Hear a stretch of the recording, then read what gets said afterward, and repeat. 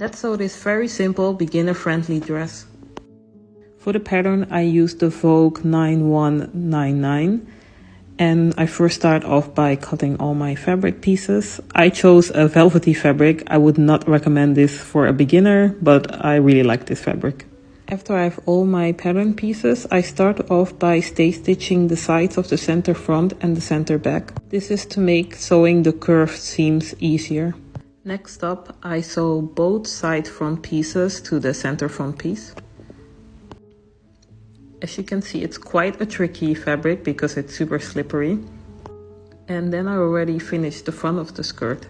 And with the back, it's basically repeating the same steps. Then with right sides of fabric facing each other, I pin the dress on the shoulder seam and on the side seams and stitch. And then I cut off a little bit of the neckline because I prefer this shape.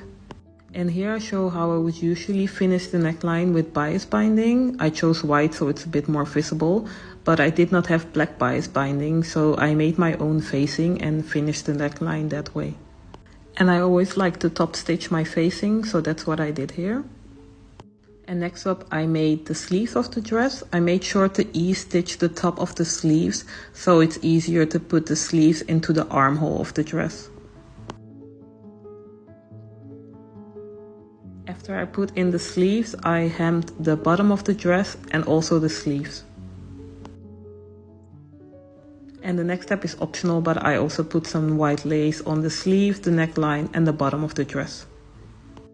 And after that, the dress is finished. This was a very simple dress with little steps, so I'm definitely gonna make this one again.